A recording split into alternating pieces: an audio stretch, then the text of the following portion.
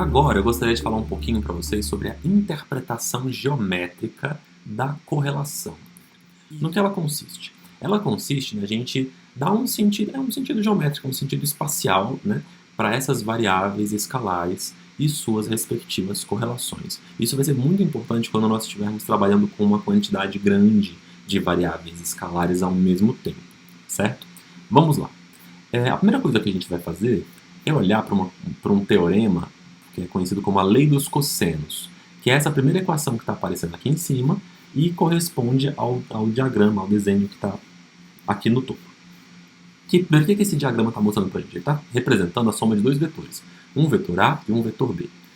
Pela regra do paralelogramo, a gente sabe que a soma do vetorial de A com B é igual a esse vetor C aqui, ó, que é essa diagonal, especificamente essa diagonal do paralelogramo. Bacana?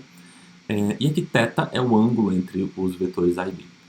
Por aplicação de uma lei chamada lei dos cossenos, nós podemos obter o módulo do vetor soma a partir dos módulos dos vetores que estão sendo operados e do ângulo entre esses vetores. E é exatamente assim que a gente faz, vejam só. Aqui está o quadrado do módulo do vetor soma, certo? Do vetor somado, que é o vetor C, e a gente sabe, portanto, que o quadrado de C é igual ao quadrado do módulo de A mais o quadrado do módulo de B, mais duas vezes A vezes B, o módulo de A vezes o módulo de B, vezes o cosseno do ângulo entre esses dois vetores. No limite, né, em que aquele θ tende a 90 graus, se você fizer que θ igual a 90 graus, você vai obter o teorema, o conhecido teorema de Pitágoras, ou o teorema do triângulo retângulo, certo? É isso. Então é isso, a lei dos cossenos é um caso mais geral, é uma lei mais geral, com respeito a qual o teorema de Pitágoras, ou o teorema do triângulo retângulo, é um caso particular. Então ela é uma lei que deve ser bem conhecida se você certamente viu isso na escola, se você, enfim, em algum momento da sua vida você estudou isso, tá certo? Então vamos só relembrar. O que eu vou contar para vocês agora, a informação nova, é que se você partir da definição de variância que eu dei para vocês lá no passado, certo?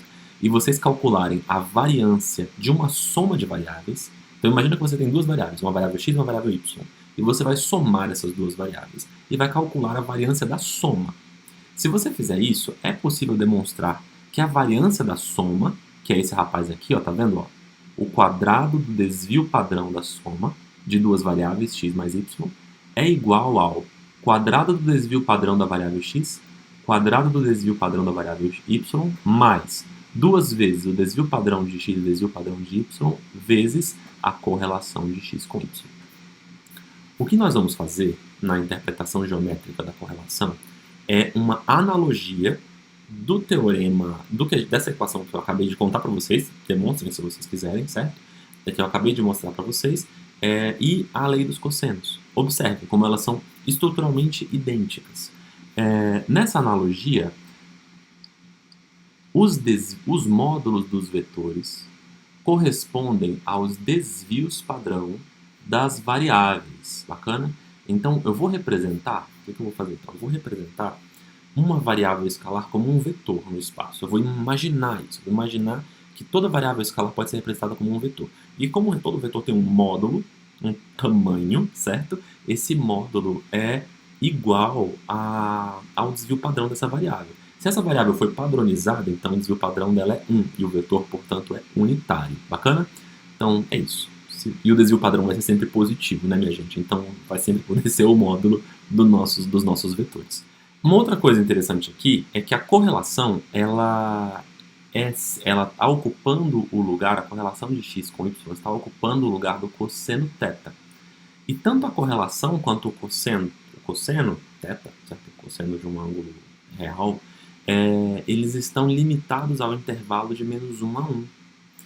E isso quer dizer que eu posso representar as correlações entre esses vetores barra variáveis, certo?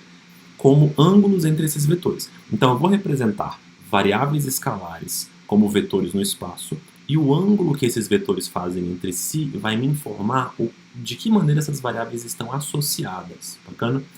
Quando o ângulo θ tende a zero, ou seja, quando ele é um ângulo curtinho, assim, bem fechadinho, o cosseno de θ tende a 1. E esse, então, é o momento, na nossa analogia, em que as duas variáveis estão positivamente associadas. Então, o que a gente vai fazer? A gente vai representar variáveis positivamente associadas como variáveis que apontam mais ou menos na mesma direção e sentido, certo? Quando o cosseno de θ é menos 1, isso corresponde a um ângulo de 180 graus. Portanto, quando a correlação de duas variáveis for negativa, muito negativa, próxima de menos 1, nós vamos representar essas variáveis como vetores que apontam na mesma direção, mas sentidos opostos, certo? A gente também sabe que o cosseno de 90 graus é igual a zero. Então, as variáveis que não têm correlação alguma serão representadas por vetores perpendiculares ou ortogonais. Bacana? É isso. Então, nós inclusive falaremos que uma variável ou uma informação é ortogonal à outra quando elas não têm nada em comum. Bacana, pessoal?